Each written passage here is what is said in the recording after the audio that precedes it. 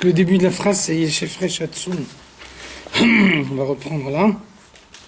Yesh Efresh Atzum. Il y a une immense différence, Atzum et Od. Les Ma'ala, Ben Kol Tzva Hashamayim.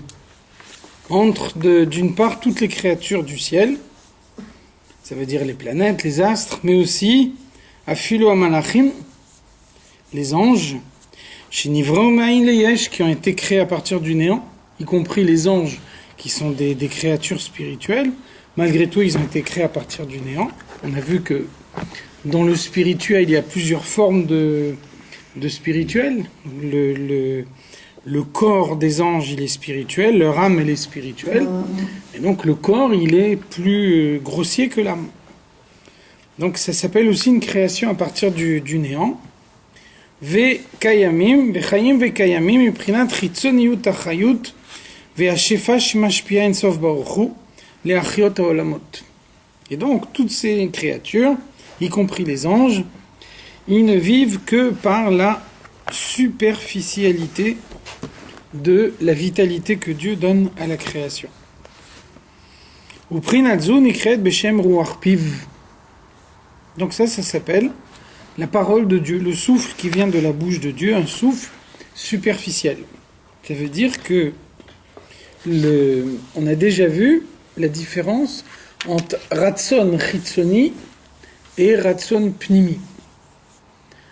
Ratson Chitzoni, ça veut dire un ratson qui est intermédiaire pour un autre ratson.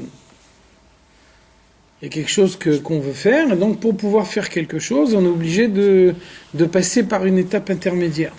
Mais l'étape intermédiaire, elle n'est pas recherchée pour elle-même. Elle est recherchée que parce que on est obligé de passer par cette étape intermédiaire pour arriver au résultat final. Donc le résultat final, il s'appelle le ratson pnimi. Et l'étape intermédiaire par laquelle on est obligé de passer, elle s'appelle le ratson chitzoni. Donc rappelez-vous l'exemple du Rabbi Maharash. Rabbi Maharash, il dit quelqu'un il plonge, un scaphandrier il plonge pour trouver des perles au fond de la mer. Donc chaque fois qu'il plonge, il risque sa vie. Donc c'est pas de gaieté de cœur qu'il plonge. Et il le fait uniquement parce que c'est le seul moyen de trouver des perles. On ne peut pas trouver des perles autrement. Donc, son ratson chitzoni, c'est de plonger. Ça veut dire qu'il sait qu'il faut plonger pour trouver des perles, donc il plonge. Il veut plonger. D'un autre côté, s'il y avait un moyen de trouver des perles sans être obligé de plonger, il ne risquerait pas sa vie. Donc, quand il dit « je veux plonger », ça s'appelle un ratson chitzoni. Quand il dit « je veux trouver des perles », ça s'appelle un ratson pnimi. Ça, c'est la volonté finale. C'est le but final qu'il veut obtenir. Donc, Dieu, il crée un monde matériel, et il crée des astres, il crée des planètes, il crée des anges, il crée des mondes spirituels. Tout ce que Dieu crée, c'est le ratson chitzoni de Dieu. C'est une étape intermédiaire. L'étape finale, le ratson pnimi de Dieu, c'est que les Juifs puissent transformer le monde. Pour que les Juifs puissent transformer le monde, il faut que le monde il existe. Si le monde n'existe pas, si on vit dans un univers spirituel, il n'y a rien à transformer. Donc puisque le but de la création, c'est que les Juifs ils prennent la matière du monde et ils l'utilisent pour le service de Dieu, ça veut dire que cette matière du monde, elle doit exister. Mais elle n'existe pas pour elle-même. Dieu ne crée pas le monde matériel parce qu'il a un intérêt quelconque dans le monde matériel ou parce qu'il recherche la matière pour elle-même. La matière, elle est intéressante que pour que les Juifs la transforment. Donc tout le monde, tout ce qui existe, c'est le ratson chitzoni de Dieu. Et la seule expression du ratson pnimi de Dieu dans le monde, c'est l'existence des Juifs. Donc c'est pour ça que le ratson chitzoni de Dieu, il s'exprime d'une façon chitzonite, c'est-à-dire par des paroles. On a vu, on peut parler longtemps sans se fatiguer. Donc Dieu, il crée le monde par la parole. Le monde qui est créé par la parole, c'est uniquement la volonté chitzonite de Dieu. Le Beth Amikdash, il se fait dans quelle catégorie? Le Beth Amikdash, c'est pas la création du monde. Le Beth Amikdash, c'est ce que les hommes ont construit pour faire résider Dieu dans le monde. Et quand il y aura le Beth Amikdash Ashlishi qui sera construit par les mains de Dieu, il sera construit par les mains de Dieu que parce qu'entre-temps, les Juifs, ils auront transformé la matière du monde, et le monde, il pourra recevoir le Beth Amikdash de Dieu. Donc le Beth Amikdash, tu ne peux pas le mettre dans la création. Le Beth Amikdash, c'est la conséquence des actions des hommes. Là, on parle de la création dans son état naturel.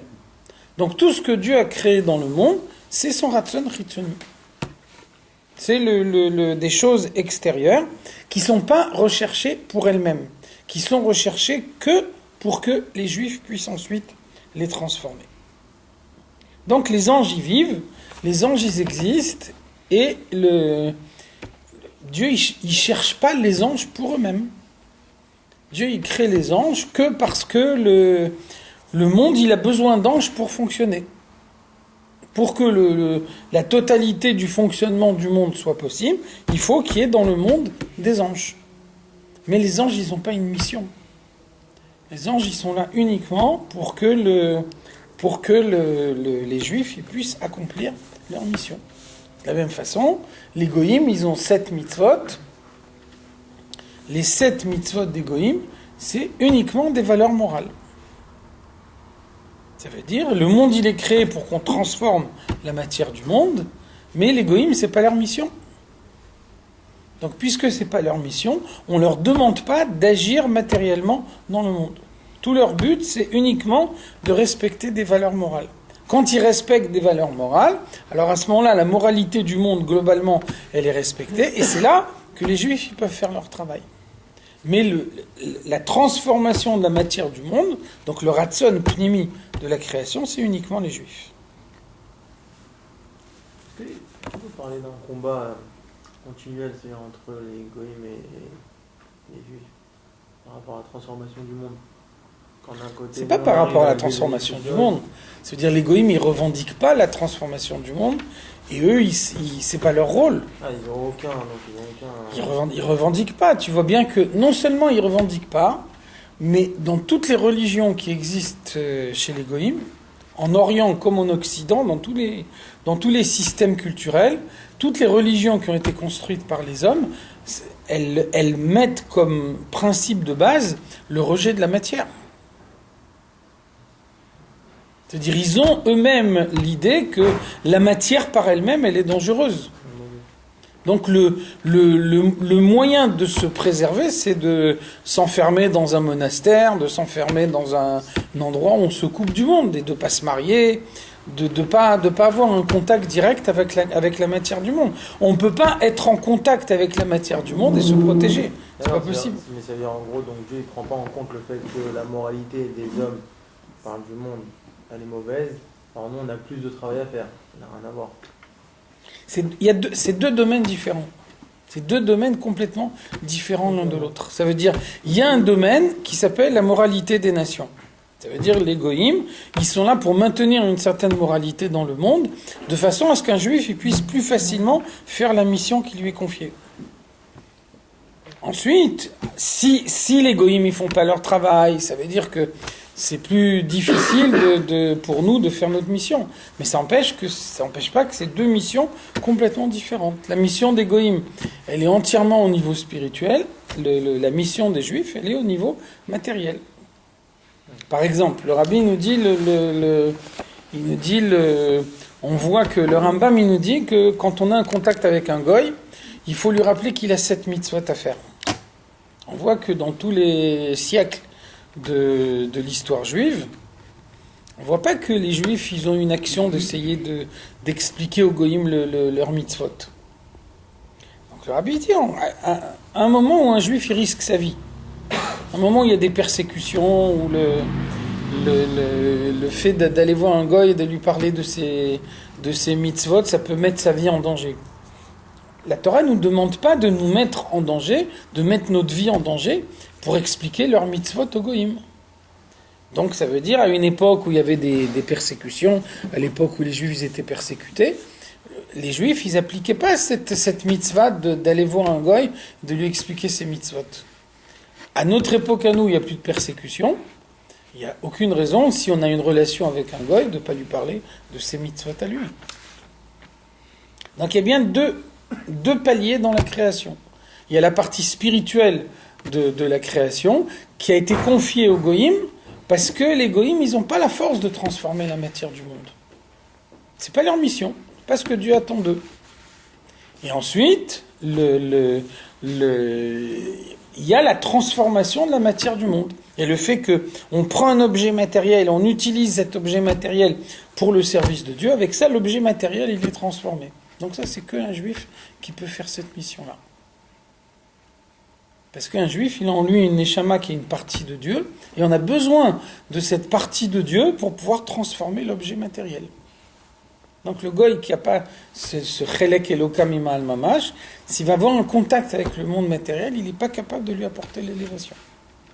Donc il y a bien deux niveaux dans la création. Il y a la partie spirituelle de la création, et il y a la partie matérielle de la création. C'est pour ça qu'il y a beaucoup de gens qui disent moi j'ai pas besoin des mitzvot, moi je vole pas, je tue pas, moi je... Donc ça veut dire ça veut dire en d'autres termes, je me comporte comme un goy. Je me suffis de la partie de la création qui a été confiée à un goy. C'est ce que ça veut dire. Juste des valeurs morales. Exactement.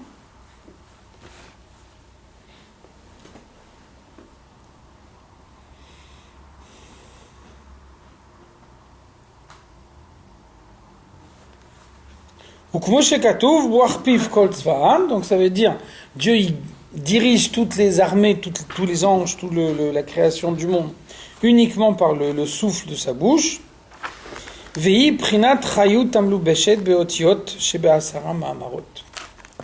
ça c'est la vitalité de Dieu qui se trouve dans les 10 paroles de la création. Et ça c'est la différence entre la parole d'un homme et la parole de Dieu.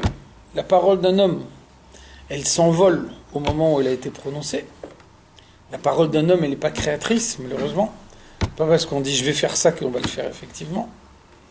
Mais donc, la parole de Dieu, quand Dieu dit une parole, sa parole, elle est créatrice. La parole de Dieu, elle crée effectivement quelque chose. Donc, pourquoi la parole de Dieu, elle crée ? C'est parce que on dit Aolam Nivra Belashon HaKodesh. Le monde, il a été créé en hébreu. Ça ne peut rien dire. Le monde, il n'est pas créé dans une langue.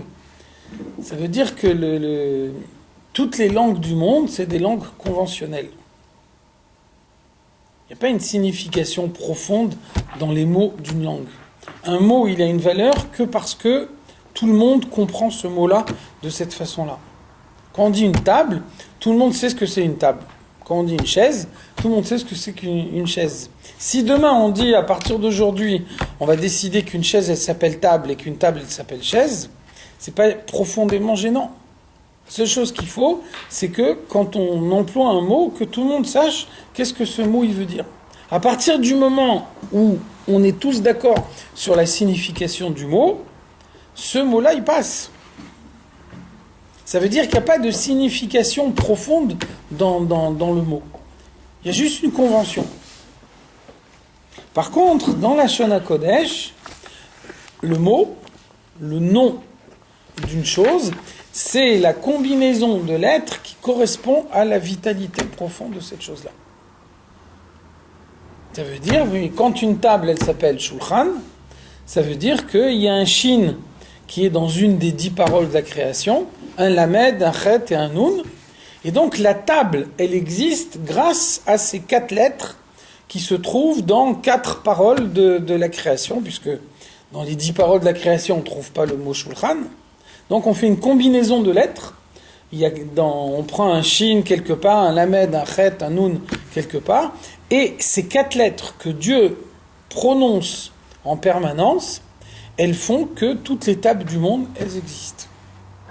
Si on pouvait imaginer qu'à un moment, Dieu il arrête de prononcer les paroles dans lesquelles on trouve ces 4 lettres, à ce moment-là, toutes les tables du monde, elles retournent au néant. Comme si elles n'avaient jamais existé. Donc c'est ça l'existence qui vient du souffle de la bouche de Dieu. pour qu'une créature, elle existe, elle a besoin de porter en elle la vitalité de Dieu. La vitalité de Dieu, elle lui est donnée par la combinaison de lettres qui lui correspond dans les 10 paroles de la création. Et de cette façon-là, elle vit. Mais elle vit superficiellement. Pas une vitalité profonde. C'est pour ça que les parents, ils ont besoin de Ruach HaKodesh pour décider le nom qu'ils donnent à leur enfant. Le nom, c'est pas un nom au hasard, c'est pas un nom conventionnel.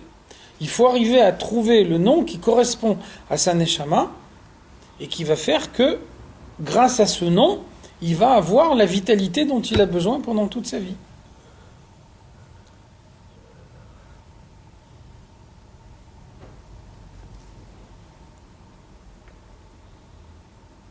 On voit beaucoup d'histoires d'enfants qui sont tombés malades parce que les parents, ils accordent pas beaucoup d'importance au nom juif. Et donc, ils ont un premier fils, au moment de la Mila, ils lui donnent un prénom, et puis après, ils ont un deuxième fils, ils ont oublié quel prénom ils ont donné au premier, puisqu'ils sont habitués à l'appeler par son nom goy, et ils donnent au deuxième fils le même prénom que le premier. Donc, le même nom, il ne peut pas donner la vitalité à deux frères. On a vu souvent des cas de maladie, de choses comme ça, dans des cas comme ça. Donc, chaque créature, elle a un nom qui lui correspond en Lashon HaKodesh. Ce nom, il n'est pas conventionnel. Ce nom, c'est la vitalité dont il a besoin pour exister. Et donc, c'est comme ça que le monde entier existe. Et le monde entier, il existe de telle façon que chaque chose est à sa place pour qu'un juif y vienne et y transforme. Ça, c'est l'aspect superficiel de la création. Ça, c'est le résultat des 10 paroles de la création.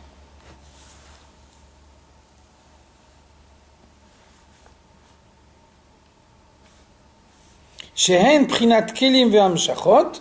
Donc, qu'est-ce que c'est les 10 paroles de la création? Qu'est-ce que c'est les lettres, les combinaisons de lettres qui constituent les 10 paroles de la création? C'est comme des canaux. Chaque lettre qu'il y a dans les 10 paroles, c'est un canal. Et donc, pour que quelqu'un reçoive sa vitalité, alors on sait que sa vitalité, elle vient de tel canal et tel canal. Donc, avec ça, on fait une combinaison. Et la combinaison, elle nous dit quelle vitalité il doit avoir. Donc tout ça, c'est l'aspect superficiel de la création. Ça, c'est le monde tel qu'il nous apparaît de façon extérieure. Ou ben nishmat adam. Et donc, ce qui est profondément différent, c'est la neshama d'un homme. La neshama d'un homme, c'est une partie de Dieu, et cette partie de Dieu, quand elle se trouve dans l'homme, elle n'est pas modifiée par rapport à ce qu'elle est en Dieu. Ça veut dire que quand un homme il prend un objet matériel et qu'il utilise cet objet matériel pour le service de Dieu, eh bien il fait rentrer Dieu à l'intérieur de cet objet matériel. Comme la neshama, c'est une partie de Dieu, et quand la neshama, elle rentre dans le corps, elle n'est pas modifiée par rapport à ce qu'elle est dans l'essence de Dieu, donc finalement, un homme qui agit concrètement, il agit par la force de Dieu. On a vu la dernière fois, Mashekana Eved Kana Rabo.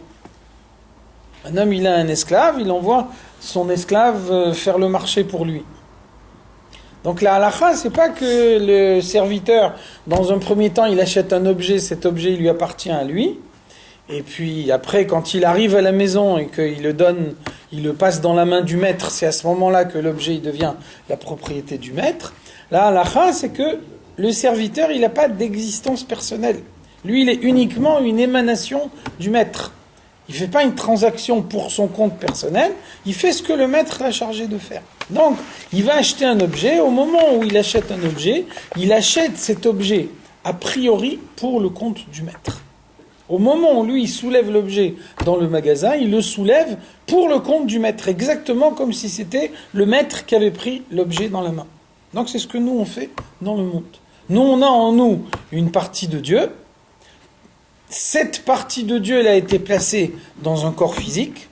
ce corps physique qui nous donne la possibilité d'avoir un contact avec des objets matériels, quand on soulève un objet matériel et qu'on utilise cet objet matériel pour le service de Dieu, ça veut dire que cet objet matériel, il devient la propriété de Dieu.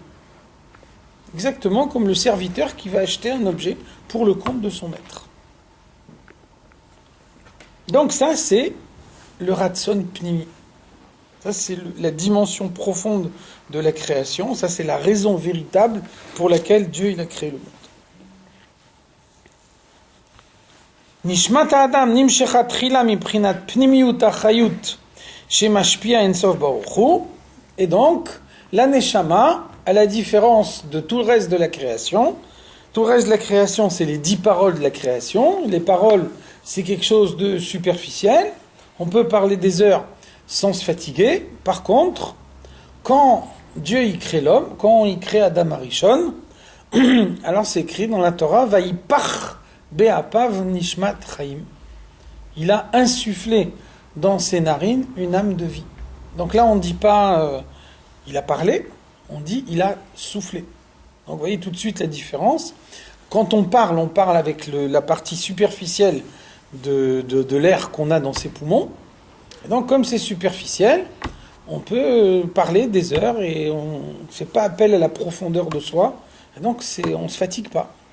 Par contre, quand on souffle du chauffard, là on souffle du chauffard avec le souffle intérieur. Donc là on se fatigue. On ne peut pas souffler très longtemps. Donc c'est ça, Vayipach. Au moment où Dieu il crée l'homme, il prend la profondeur de lui-même et il la fait rentrer à l'intérieur de l'homme. Donc comme il rentre en l'homme la profondeur de lui-même, cette profondeur de Dieu, elle se trouve à l'intérieur de l'homme comme elle est dans Dieu. Un juif, il a en lui une partie de Dieu qui n'est pas modifiée par rapport à ce qu'elle est en Dieu. Et donc quand un juif, il agit dans le monde, il agit pour le compte de Dieu. Par son intermédiaire, c'est comme si Dieu avait une action matérielle dans le monde. Et ça, c'est le but de la création. ואחר כך ירדה בסדר מדרגה, גם כן על ידי בחינת האותיות שבמאמר נעשה אדם. Donc là, le rabbi répond à une question, on dit malgré tout, il y a aussi une des 10 paroles de la création, Naase Adam Betsalmenu Kidmutenu. Faisons l'homme à notre image. Donc ça veut dire, comme tout le reste du monde a été créé par la parole de Dieu, et l'homme aussi il a été créé par la parole de Dieu. Naase Adam Betsalmenu. Donc c'est quoi l'explication? C'est que Vayipach, c'est la création de l'âme, Naase Adam, c'est la création du corps. L'âme, c'est une partie de Dieu, et le corps, il est là pour voiler cette partie de Dieu. Donc il fallait que le corps, il soit créé par une parole, parce que la parole, elle est superficielle, et donc quand Dieu, il crée une âme, dans laquelle il met une partie de lui-même, et ensuite il crée un corps par sa parole, donc par le Ratson Chitzoni. Alors, le corps qui a été créé de cette façon-là, l'âme qu'on fait rentrer dedans, elle est complètement cachée. Et donc, d'un côté, un homme, il a en lui une partie de Dieu. D'un autre côté, parce que cette partie de Dieu, elle est cachée dans son corps, son libre arbitre, il est intact. Quand il décide d'utiliser les objets matériels du monde pour le service de Dieu, c'est pas qu'il le décide parce que comme il a une partie de Dieu en lui, il peut pas faire autrement. Il peut faire autrement. Son corps, il cache tout. Et donc, s'il décide de pas faire la volonté de Dieu, il a la possibilité de pas faire la volonté de Dieu. Quand il prend l'objet matériel et qu'il acquiert cet objet matériel pour Dieu, c'est sa décision personnelle. C'est quoi la conséquence? La conséquence, c'est que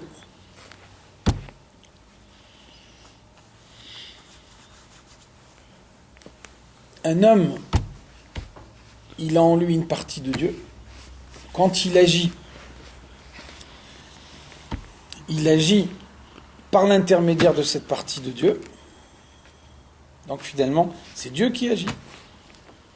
En même temps, comme son corps, il voile la partie de Dieu qui est en lui, donc il y a une décision de sa part, et ça fait qu'il reçoit une partie du mérite. Ça fait que la transformation de la matière du monde, elle est faite par Dieu. Seulement l'homme y participe. Et la participation de l'homme, elle justifie que l'homme il ait une récompense dans le résultat final. La décision, c'est ce qu'on peut appeler le libre arbitre ou pas? Absolument. C'est le libre arbitre qui fait qu'on décide de faire ou de ne pas faire, c'est clair. C'est pour ça que dans la chassidoute, on pose une question. Dans la chassidoute, on dit, nous on reçoit la vitalité par les astres. Dieu, il envoie la vitalité dans le monde par l'intermédiaire des astres. Donc un homme, il vit parce que ses parents, ils l'ont conçu. Et puis ensuite, une fois que ses parents, ils l'ont conçu, il reçoit la vitalité des astres pendant tout le reste de sa vie pour pouvoir continuer à exister. À la chassidoute, on demande pourquoi il y a une mitzvah de kiboud avaim et il n'y a pas une mitzvah de kiboud des astres. De la même façon que je dois honorer mes parents parce que c'est grâce à mon père et ma mère que j'existe, c'est mon père et ma mère qui m'ont donné le jour. Une fois que eux ils m'ont donné le jour, j'ai besoin de l'influence astrale pour continuer à exister. Donc comme mes parents ils m'ont donné le jour, après je dois honorer mes parents. Alors de la même façon, les astres, ils me donnent la possibilité de continuer à exister, je devrais honorer les astres. Pourquoi il y a dans la Torah une mitzvah de kiboud avaim alors qu'il n'y a pas une mitzvah de kiboud des astres? Vous voyez que la réponse, elle est très simple. Pourquoi j'ai une mitzvah de kiboud avaim? Parce que mes parents, ils ont le libre arbitre. Et si mes parents, ils ne voulaient pas m'avoir, alors ils ne m'auraient pas eu. Si mes parents, ils avaient voulu prendre une décision pour empêcher ma naissance, ils auraient pu le faire. Donc ça veut dire, le fait que j'existe, c'est le dévoilement du Koach HaEin Sof dans le monde. C'est Dieu qui a donné à mes parents la possibilité de me donner naissance. Mais quand même, il y a aussi la décision de mes parents. Si mes parents, ils avaient dit « je ne veux pas avoir d'enfant », j'aurais pas existé. Donc le fait que mes parents, ils ont décidé de me donner naissance, ça veut dire qu'ils ont aussi une partie dans mon existence. Donc comme je dois remercier Dieu de mon existence, je dois aussi remercier mes parents, kiboud avaim. Par contre, les astres, ils me donnent la vie tous les jours. Ils n'ont pas le choix. Ils ne peuvent pas faire autrement. Ils n'ont pas le libre arbitre. Ils peuvent pas ne pas me donner la vitalité. Donc je ne suis pas obligé d'honorer les astres. Je n'ai pas besoin de les honorer quand ils font quelque chose qu'ils ne peuvent pas faire autrement. C'est un mécanisme qui est mis en place et ça ne peut pas être autrement. Donc c'est la même chose ici. Le but de la création, c'est de transformer la matière du monde. Dieu, il crée un monde dans lequel il est caché. Et le but de la création, c'est que dans ce monde qui est conçu pour voiler Dieu, chaque fois qu'on regarde le monde, on voit Dieu à l'évidence. Qui c'est qui fait le travail? C'est Dieu lui-même. La preuve, c'est que si un homme, il n'avait pas en lui une partie de Dieu, il ne serait jamais capable de transformer la matière du monde. Pourquoi nous, on est capable de transformer la matière du monde? C'est parce que on a en nous une partie de Dieu qui n'est pas à modifier telle qu'elle est en nous par rapport à ce qu'elle est en Dieu. Seulement, en plus de cette partie de Dieu qu'on a en nous, on a aussi le libre arbitre. Et donc, le libre arbitre, ça veut dire, je peux décider de ne pas servir Dieu. Je peux décider de ne pas accomplir la mitzvah. Je peux décider de ne pas transformer l'objet matériel. Donc, quand je décide de faire ce que Dieu me demande et d'utiliser l'objet matériel pour le service de Dieu, même si l'objet matériel, il est transformé par Dieu, mais j'ai aussi ma part dedans. Ça, c'est le but de la création.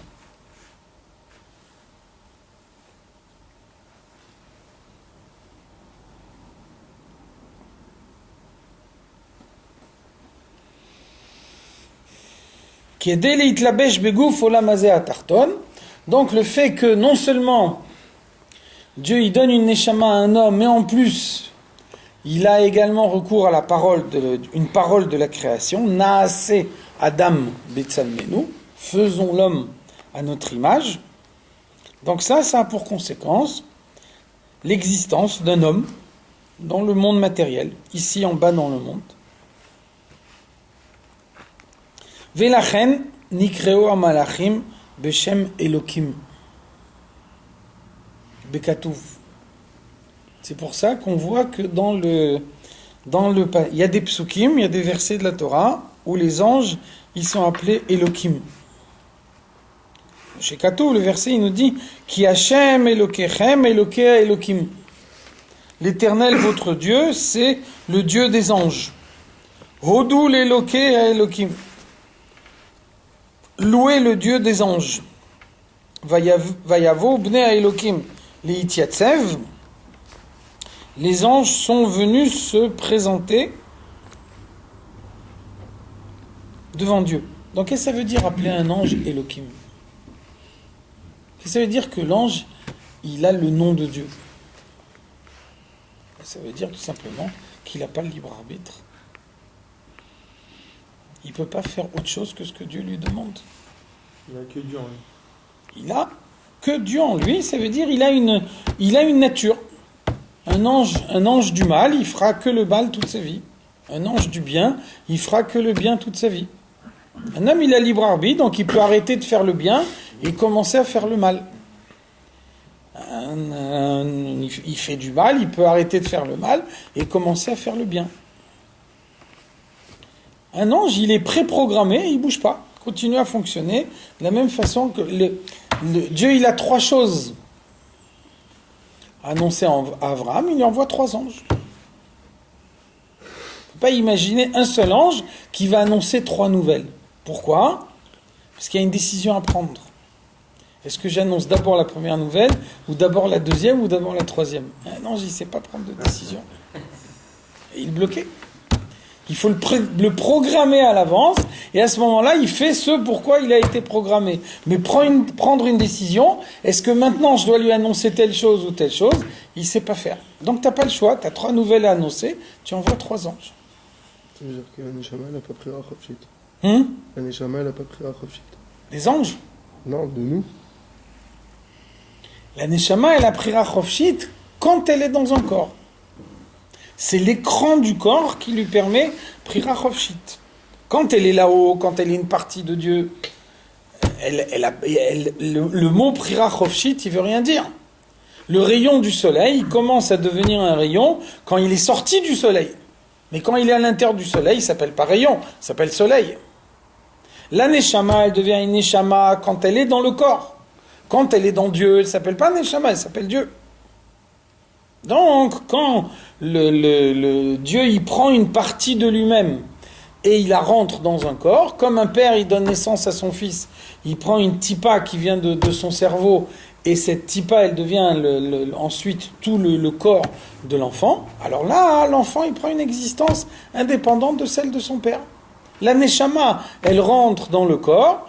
Quand la Neshama elle rentre dans le corps, bien que cette Neshama elle reste une partie de Dieu, le corps, il lui donne le libre arbitre. Et là, elle peut décider de faire ou de ne pas faire. Tu veux dire quelque chose?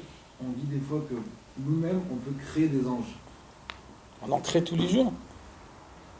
Et dès l'instant où nous-mêmes, on crée un ange, donc c'est pas un ange qui a été créé par Dieu, c'est un ange qui a été créé par nous-mêmes. Bien sûr que si. Bien sûr que si. Qu'est-ce que tu crois? Que nous, on crée des choses? Ça veut dire Dieu, il a fait de telle façon que quand un homme, il fait une mitzvah, il y a un ange du bien qui s'ajoute dans le monde. Quand Dieu, il a fait que quand quelqu'un, il fait une avéra, il y a un ange du mal qui s'ajoute dans le monde. Mais c'est pas nous qui faisons, c'est Dieu. C'est la décision de Dieu. Si Dieu, il n'avait pas décidé, nous, on pourrait faire ce qu'on veut, on n'arriverait pas. Donc c'est par nous-mêmes qu'on décide de créer des anges. C'est pas par nous-mêmes on décide, c'est Dieu qui décide. Dieu il décide que quand un homme il fait une mitzvah, par exemple quand quand le premier homme il est monté sur la Lune, Gagarine, le premier astronaute qui est monté sur la Lune, les gens ils ont dit voilà, ça c'est la preuve que Dieu il n'existe pas. Si on est capable même d'aller explorer la Lune, ça c'est la preuve que on dit dans Kiddush Levana, on dit Kshem Kshe Eni Achol Lingo Abach, de la même façon que moi je suis pas capable de toucher la Lune, Kach Lo Yuchlu Oiva Lingo Abi Lera'a. De même que mes ennemis ne me touchent pas. Donc les gens ils ont dit, vous voyez bien, on s'est trompé. C'est écrit dans Kiddush Levana que on peut pas toucher la Lune. Voilà, maintenant, non seulement on la touche, mais on est capable d'envoyer quelqu'un qui marche sur la Lune. Donc le Rabbi il dit, premièrement, Rabbi a dit une sikha à ce moment-là, au moment où le premier astronaute il est monté sur la Lune. Le Rabbi dit premièrement, pour Kiddush Levana, c'est un faux pshat. Ce que Kiddush Levana, c'est Kshem She'eni Achol Lingo Abach, de même que maintenant, au moment où je fais la bracha, je ne peux pas te toucher. Kiddush Levana, il ne te dit pas jamais je peux toucher la lune. Il te dit pour pouvoir faire la bracha de Kiddush Levana, il faut être sur terre. Donc au moment où je suis sur terre, en train de regarder la lune pour pouvoir faire la bracha dessus, je ne peux pas toucher la lune. Ça, c'est une constatation tautologique. Donc ça, c'est clair que le fait qu'un homme il marche sur la lune, ça change rien. Après, le Rabbi dit dans la sikha, le Rabbi dit à partir de ce moment-là, une fois qu'on a évacué le faux pshat, après, tu as deux façons de raisonner. Ou bien tu dis, si un homme il est capable de marcher sur la lune, c'est la preuve que Dieu n'existe pas. Ou alors tu peux dire, si Dieu il a créé un homme tellement parfait que il est capable d'aller marcher sur la lune, alors à quel point Dieu il est grand pour inventer un homme qui est capable de marcher sur la lune? Alors c'est ça le libre arbitre. Ça veut dire qu'il y a toujours deux possibilités. Et après, chacun il décide de voir le monde de la manière dont lui il veut le voir.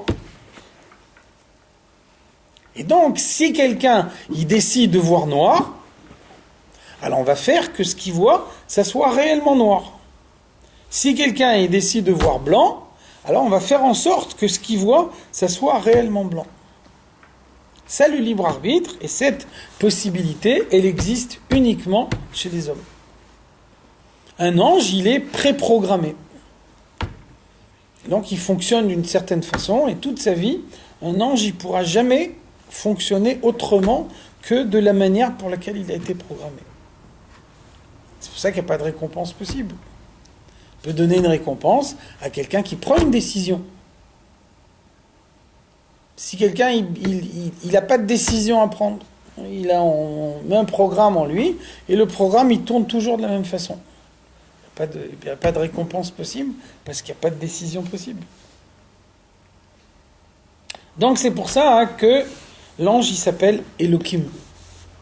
Il n'a pas d'existence propre, il existe comme Dieu l'a créé, toute sa vie, il ne prendra jamais une décision, il ne peut pas s'écarter, il ne peut pas prendre une décision, faire le bien ou faire le mal, donc c'est une émanation de Dieu dans le monde.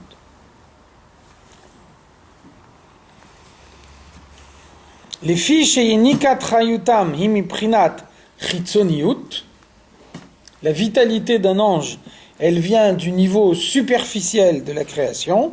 Shehi Prinat Otiot Levad, ce qu'on a appelé tout à l'heure les lettres des 10 paroles de la création.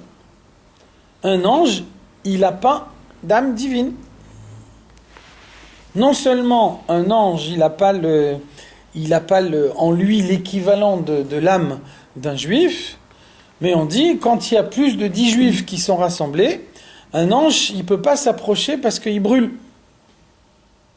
Il ne supporte pas le dévoilement de l'âme divine d'un juif, que le juif ne voit pas, mais que l'ange, lui, il voit. Donc, il n'a pas d'âme divine. Un ange, c'est comme un animal. Chayot HaKodesh. C'est des animaux sacrés, mais c'est des animaux quand même. Donc, ils sont programmés pour fonctionner d'une certaine façon, et ils ne peuvent pas faire autrement. Donc, c'est pas pour ça que le monde, il a été créé. La création, elle peut avoir une valeur que dans la mesure où elle apporte quelque chose de plus. Qu'est-ce que c'est le plus que la création elle apporte? C'est qu'un homme, il ne subit pas de contraintes. Il prend sa décision tout seul. S'il décide de faire le mal, le ciel ne lui tombe pas sur la tête. Il n'y a pas de punition immédiate. Un homme, il peut très bien faire le mal et être heureux toute sa vie. Et quand même, il décide de faire le bien. Ça, c'est le plus qui justifie toute la création. Et donc ça peut exister que chez un homme. Chez un ange, il n'y a pas l'équivalent. Veshem Elokim, Prinat Chitzoniut Legabe, Shem Havaye Baoru. Donc ça veut dire, le nom Elokim, c'est un nom qui représente l'aspect superficiel de Dieu, alors que le Shem Havaye, c'est la partie profonde de Dieu. Donc vous verrez jamais le Shem Havaye associé avec les anges. C'est toujours le Shem Elokim qui est associé avec les anges. Finalement, qu'est-ce que c'est le Shem Elokim? C'est un pluriel. Elokim, c'est la marque du pluriel. Donc qu'est-ce que ça veut dire? Elokim, ça veut dire toutes les manifestations de Dieu dans le monde qui sont tellement différentes les unes des autres. L'été, l'hiver, le jour, la nuit, l'arbre qui a perdu toutes ses feuilles, l'arbre avec toutes ses feuilles. Et donc, toutes ces manifestations, elles sont tellement différentes les unes des autres qu'on peut même penser qu'il y a plusieurs dieux. Vous voyez que Elohim, c'est au pluriel. Ça, la perception naturelle. Vous voyez que par exemple,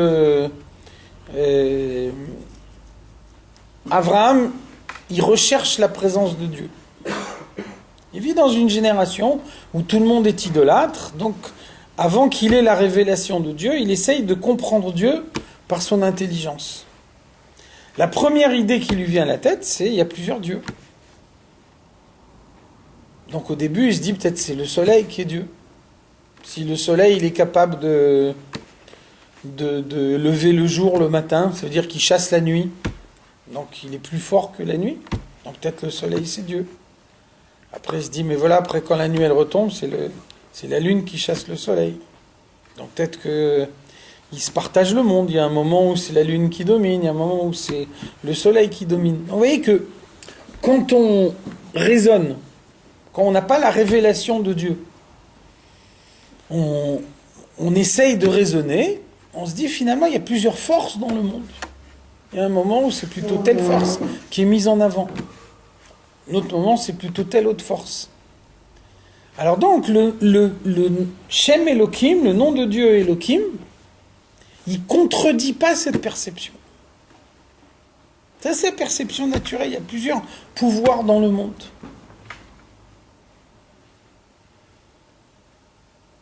Après, il y a Havaye. Et Havaye, c'est la contraction de Havaye, Aya, Hove, Veiye. Là, on n'est plus dans les limites du monde. Il a été, il est, il sera. Là, c'est pas possible. Dans le monde, un instant, il appartient ou au passé, ou au présent, ou au futur. Il ne peut pas appartenir aux trois à la fois. Donc là, quand on dit Havaye, là, on introduit une notion supplémentaire. Le monde, il n'est pas comme je le vois. Il y a des choses dans le monde, moi j'ai l'impression qu'il y a plusieurs pouvoirs, moi j'ai l'impression que si je suis plus malin que les autres, je vais mieux réussir que les autres, moi j'ai l'impression que si je vais mentir, je vais arriver à obtenir quelque chose, alors que si je mens pas, je n'obtiendrai pas cette chose-là, etc. Donc, je vais mentir d'une façon, à l'autre je vais mentir d'une autre façon. Ça c'est Elohim.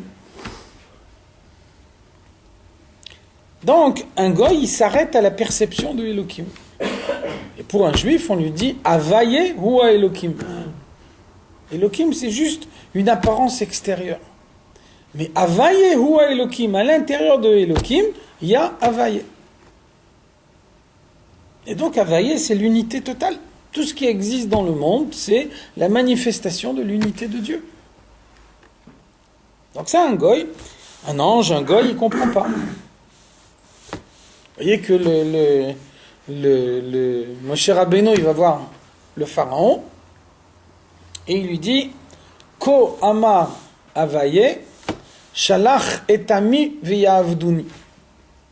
Voilà ce que Avaye a dit, libère mon peuple et ils vont venir me servir. Qu'est-ce qu'il répond Paro? Et Avaye lo yadati, ve'et bnei Israël lo hashaleach. Moi je connais pas Avaye, et donc je me sens pas l'obligation morale de libérer les bnei Israël. Moi je suis un goy, donc moi ma perception elle s'arrête à Elohim.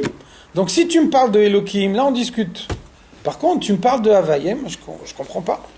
Donc je me sens pas obligé de faire quelque chose qui me vient de Havaïe, alors que moi, un goy, j'ai pas la perception de Havaïe. Donc, Havaïe, c'est la Neshama. Elohim, c'est le corps. Et les anges, ils sont uniquement Elohim. À tel point que dans le Passouk, on les appelle Elohim, en parlant des anges. Ava nishmata adam imi prinat pnimiut achayut. La neshama d'un homme, à la différence de la neshama d'un ange, qui est une neshama superficielle, la neshama d'un homme, c'est une neshama profonde, c'est-à-dire une partie de Dieu. Chelek shem havaye baruch hu, une partie du nom de Dieu. Ki shem havaye more al pnimiut achayut, shehi lemala mala miprinat haotiyot. C'est ça la différence entre Elohim et Havaye. Elohim, ça veut dire la vitalité de Dieu qui se cache dans le monde à tel point qu'on peut regarder le monde et avoir l'impression que Dieu il est complètement absent. Et Havaye, ça veut dire la présence évidente de Dieu dans le monde. Donc quand on dit Havaye ou à Elohim, ça veut dire le voile c'est uniquement une apparence et il faut arriver à déchirer le voile pour mettre en évidence la présence de Dieu dans le monde. Ça c'est le but de la création.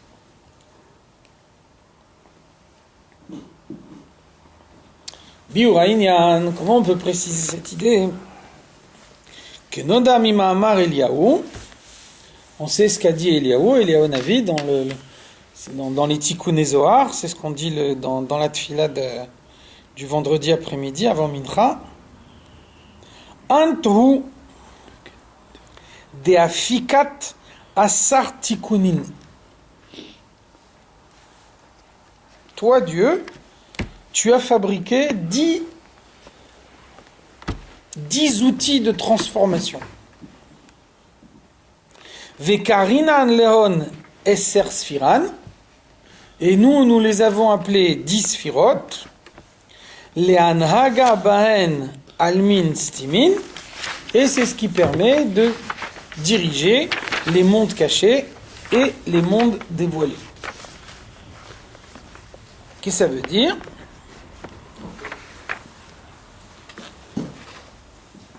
Ça veut dire que Dieu il est infini et il veut créer un monde fini. Dieu il échappe à la limite et il veut créer un monde qui est basé sur la limite.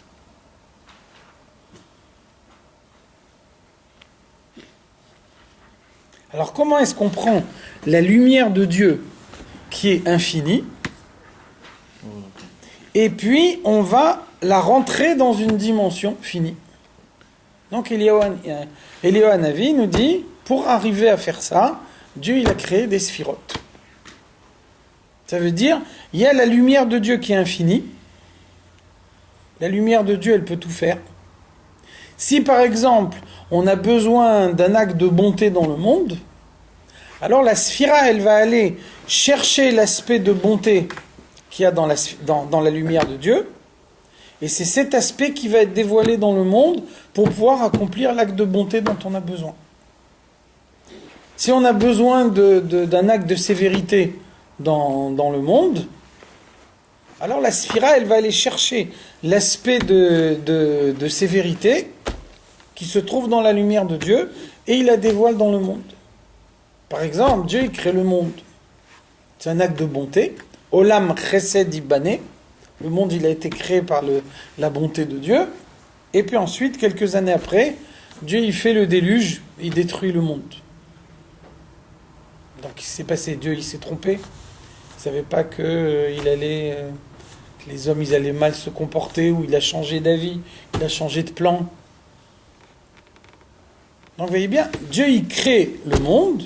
La création c'est un acte de bonté. Ça veut dire qu'il y a une sphira qui va sélectionner l'aspect de bonté qu'il y a dans la lumière de Dieu et qui va permettre que le monde y soit créé. Un peu plus tard, Dieu il fait le déluge. Donc la sphira, elle va sélectionner l'aspect de sévérité qu'il y a dans la lumière de Dieu, elle va le dévoiler dans le monde et ça va donner le déluge. Mais l'unité de Dieu, elle n'est pas remise en cause. C'est toujours la même lumière de Dieu qui est utilisée. La lumière de Dieu, elle est infinie. C'est juste que les sphirotes, elles permettent de mettre en évidence un des aspects qu'il y a dans la lumière de Dieu. Mais la lumière de Dieu, elle a tout en elle.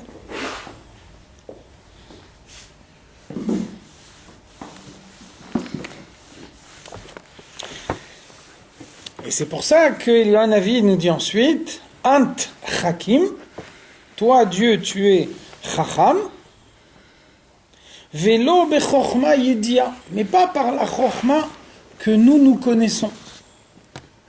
Ant Mevin, toi tu comprends, toi tu as la force de Bina, Velo Bebina Yedia, mais pas par la Bina que nous connaissons.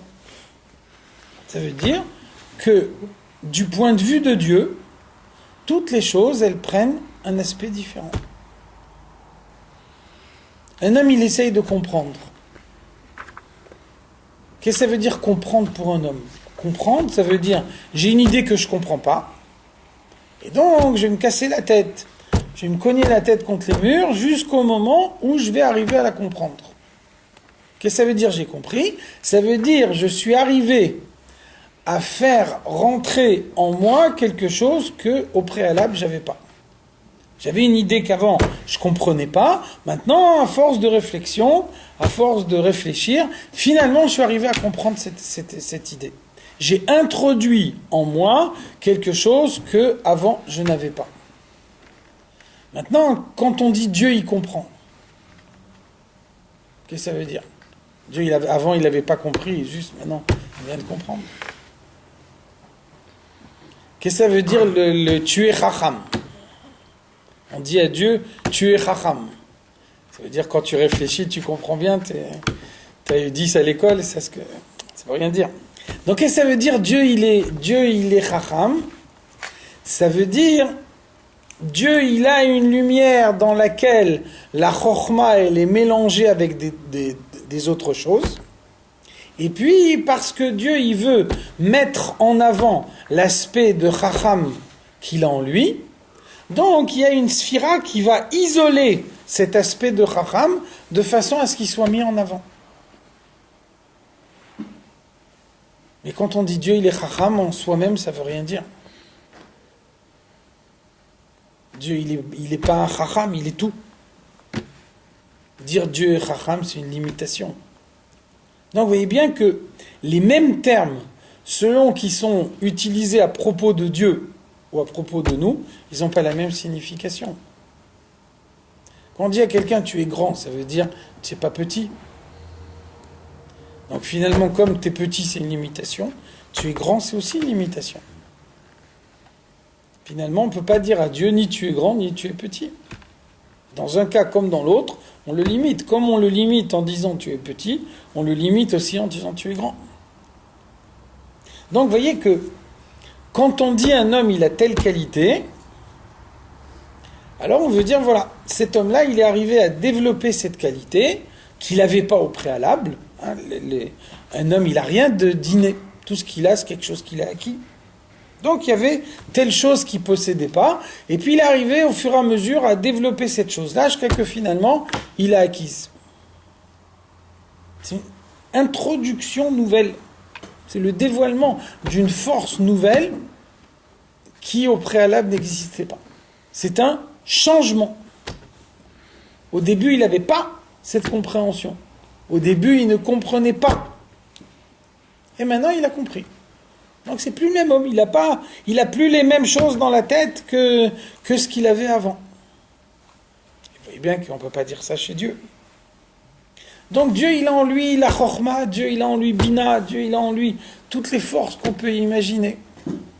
Seulement, à un certain moment, quand Dieu il veut créer le monde, alors il va mettre en avant l'aspect de chesed qu'il a en lui. Quand il veut faire le déluge, il va mettre en avant l'aspect de gvura qu'il a en lui. C'est comme tous les soirs de Sukkot, il y a 7 tzadikim qui viennent tous les soirs dans la soukha. Donc on dit le premier soir c'est Avraham et le Baal Shem Tov, le deuxième soir c'est Yitzhak et le Maggid de Mezrich. Ça ne veut pas dire qu'il n'y a que lui qui vient ce soir-là. Tous les 7, ils viennent tous les soirs. Seulement, il y en a un qui est chaque soir la vedette. Ça veut dire, un, il est mis en avant par rapport à tous les autres. Mais ils sont là tous les 7. Tous les soirs. Donc c'est la même chose. Dieu, il a en lui toutes les forces à la fois. Et donc, si il veut faire un acte de chesed, il va mettre en avant le côté de chesed qu'il a en lui. S'il veut faire un acte de gvura, il va mettre en avant le côté de gvura qu'il a en lui. Mais quand il met en avant le chesed qu'il a en lui, ça ne le change pas. Quand il met en avant gvura qu'il a en lui, ça ne le change pas. Dans tous les cas, il reste infini. Donc avec ça, on a répondu à la question. Comment Dieu qui est infini, il peut créer un monde fini? C'est ça la réponse. Dieu, il est infini et il reste infini. Seulement, pour pouvoir créer un monde fini, il met en avant un certain aspect de lui et il voile les autres aspects. Ça ne change rien. Il a en permanence tous les aspects à la fois. Mais ça n'empêche pas qu'à un moment, il met en avant un aspect, à un autre moment, il met en avant un autre aspect. Vechol ha'eser sfirot nichlalot venirmezot b'shem Havaye Baruch. Toutes les 10 sphirot, on les trouve en allusion dans le Shem Havaye. Donc pourquoi on nous dit tout ça? C'est parce que on a dit avant, un ange, il a seulement Elohim. Tandis qu'un juif, lui, il a en lui Havaye. Qu'est-ce que ça veut dire qu'un ange, il est seulement Elohim? Ça veut dire un ange, il n'a pas en lui le pouvoir des 10 sphirotes. Donc un ange, il n'a aucune marge de manœuvre. Il n'a aucune latitude. Il n'a aucun pouvoir de décision parce qu'il n'a pas les sphirotes qui lui permettent de mettre en évidence plutôt tel aspect ou plutôt tel autre aspect. Donc on va lui demander de faire une certaine chose, et il va faire cette chose-là, et il ne bougera pas pendant toute sa vie. Par contre, un juif, il a en lui les 10 sphirotes. Quand on est dans les mondes supérieurs, à ce moment-là, les 10 sphirotes, elles dévoilent la lumière dans le monde. Quand on arrive dans le monde matériel, qu'est-ce qui remplace les 10 sphirotes? Les juifs. Donc de la même façon qu'une sphira, elle est faite pour prendre une lumière et la dévoiler, on a dit avant, la sphira, elle va permettre que dans la lumière, on met en avant plutôt tel aspect, on met en avant plutôt tel aspect. Un juif, dans le monde, il fait exactement la même chose. Le monde, il a besoin de telle lumière pour pouvoir exister. Le moyen de dévoiler cette lumière, c'est d'accomplir telle mitzvah. Un juif, avec son libre arbitre, il dit « Moi, j'accomplis la mitzvah ». Et à ce moment-là, la lumière, elle se dévoile dans le monde. Le monde, il reçoit la lumière dont il a besoin pour exister. Ou alors, avec son libre arbitre, un juif, il dit « Moi, je n'accomplis pas cette mitzvah ». Et à ce moment-là, il a la capacité, il a le pouvoir de bloquer le système. La lumière, elle ne se dévoile pas dans le monde. Puisque la seule chose qui peut dévoiler la lumière dans le monde, c'est la mitzvah. Et lui, il décide, je ne fais pas la mitzvah. Et comme il a le libre arbitre, s'il décide de ne pas faire la mitzvah, il n'y a pas de contrainte, on ne peut pas l'obliger. Donc il va modifier les plans de la création. D'après les plans de la création, à tel moment, telle lumière, elle doit se dévoiler dans le monde. Quand lui, avec son libre arbitre, il dit « je ne fais pas la mitzvah », alors le plan de la création, il est modifié et la lumière ne se dévoile pas. Et le monde n'a pas la lumière dont il a besoin pour exister. Ça, c'est la force d'un juif. Ça, c'est le pouvoir du libre arbitre qui est donné à l'homme. Donc c'est pour ça qu'on explique que toutes les 10 sphirotes, elles se trouvent dans le Shem Havayé. Et donc chaque juif, il a en lui le Shem Havayé. Et ça veut dire que chaque juif, il remplace les 10 sphirotes dans le monde. Donc on va le voir globalement. La prochaine fois, si Dieu veut, on entrera dans les détails. Donc il y a deux choses.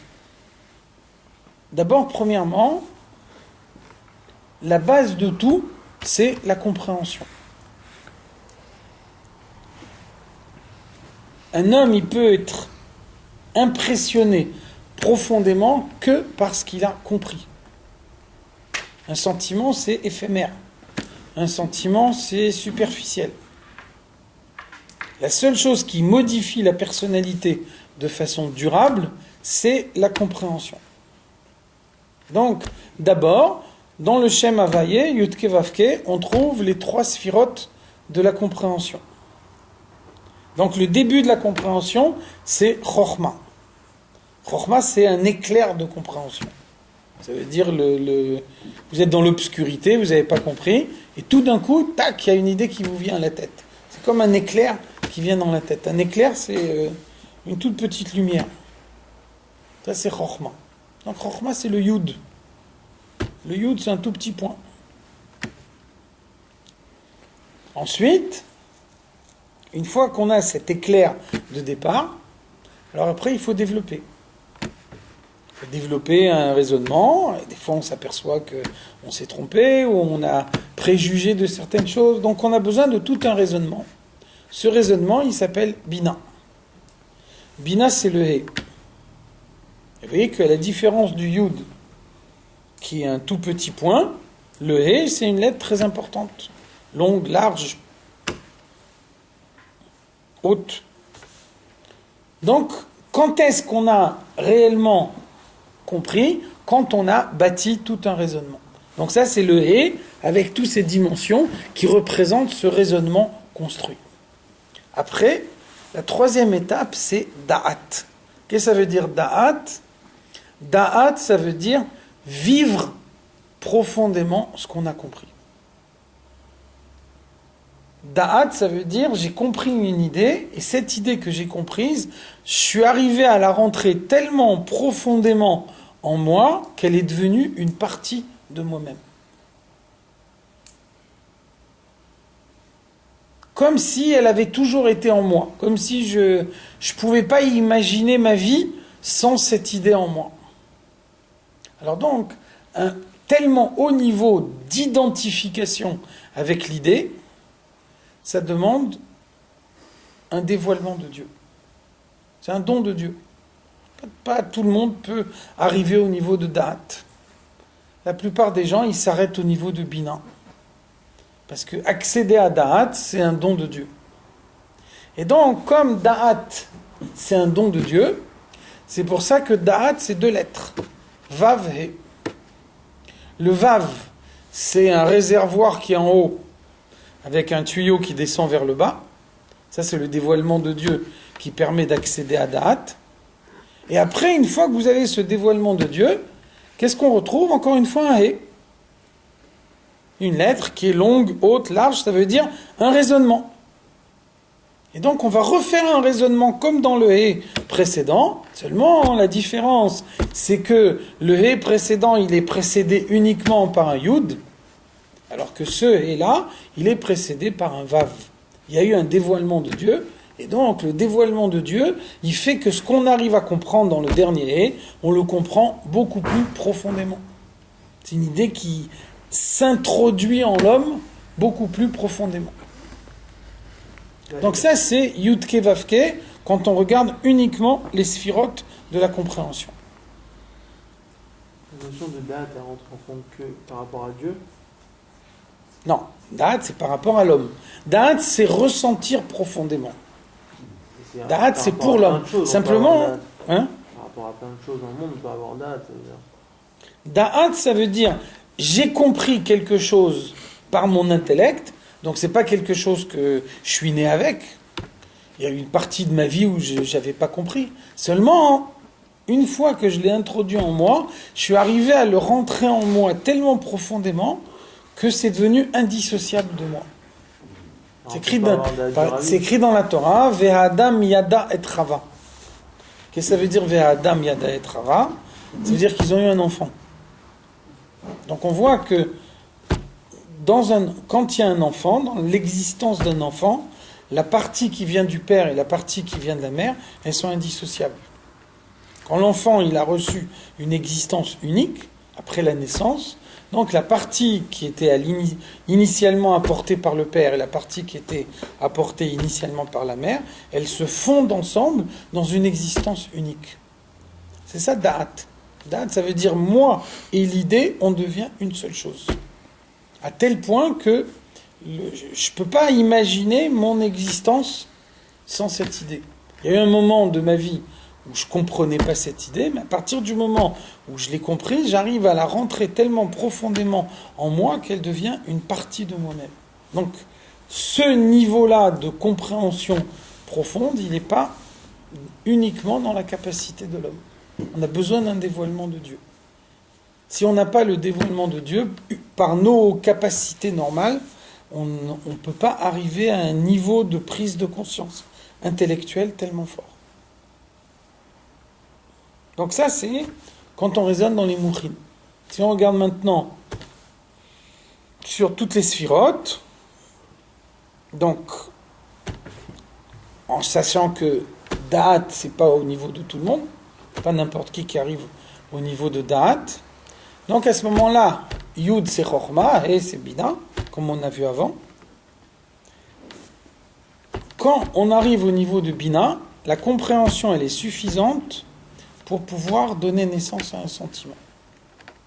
Pas tout le monde peut avoir un sentiment qui vient de Da'at. D'un autre côté, on est obligé d'avoir des sentiments. Pour pouvoir servir Dieu, il faut l'aimer, il faut le craindre. Donc, ça veut dire que la force de Bina, à elle seule, elle est suffisante pour mettre en éveil les sentiments. Donc, quand on a le Yud qui correspond à Chokhmah et le He qui correspond à Bina, ensuite, on donne naissance aux 6 midot. Chesed, Gvura, Tiferet, Netzach, Hod, Yesod. Donc, la troisième lettre de Yud Ke Vav Ke, c'est Vav, qui représente les 6 midot. Et ensuite, donc, vous avez le dernier He qui est Malchut. Malchut, c'est les pensées, les paroles et les actions. Quand on a compris et ressenti, alors la phase finale de la personnalité, c'est penser, c'est-à-dire formaliser ce qu'on a compris. La formalisation, elle est parfaite quand on arrive à exprimer, on arrive à formuler une idée de telle façon qu'on est capable de l'expliquer à quelqu'un d'autre. Et donc, une fois qu'on arrive à un degré de formalisation, on est capable même de communiquer à quelqu'un d'autre, alors à ce moment-là, on agit concrètement. Donc, dans Malchut, dans le dernier He, vous avez les pensées, les paroles et les actions. C'est pour ça que le He, il est formé avec trois barres. Pensée, parole et action. Vous voyez que dans un He, le He, il n'est pas fermé comme le Chet. Il y a un intervalle entre les deux premières barres et la troisième. C'est-à-dire que l'action, elle a un impact définitif sur le monde. On a vu avant que la mission d'un homme dans le monde, c'est de transformer la matière du monde. Donc, c'est l'action concrète qui transforme la matière du monde. Donc avant de passer à l'action concrète, il faut être sûr qu'on ne se trompe pas. Il faut être sûr qu'on a bien compris et qu'on a bien ressenti. Donc il y a la pensée, il y a la parole, et puis ensuite, avant d'arriver à l'action, on marque un temps d'arrêt. On réfléchit encore une fois pour être sûr qu'on ne s'est pas trompé dans ce qu'on a compris et dans ce qu'on a ressenti, et après on peut agir concrètement. Et c'est là que la matière du monde, elle est transformée, c'est là qu'on met en avant Havaïe par rapport à Elohim. Et ça, c'est le but de la création. C'est quoi le rapport de tout ça avec le... Au début, on était dans l'histoire du carré, les choses comme ça, dans la tchouva. Et j'ai pas compris la transition avec tout ce qu'on a dit aujourd'hui. Alors la transition, c'est ça. C'est que là, on explique le fonctionnement de la neshama de l'homme. Comment la neshama de l'homme, elle fonctionne dans son fonctionnement normal. De quelle manière elle dévoile la lumière de Dieu dans le monde. Avant de comprendre le défaut de fonctionnement, il faut d'abord comprendre le fonctionnement normal. Okay. Une fois qu'on a compris le fonctionnement normal, après on peut voir de quelle manière la Avera elle empêche ce fonctionnement normal et comment la Tchouva elle rétablit le fonctionnement normal.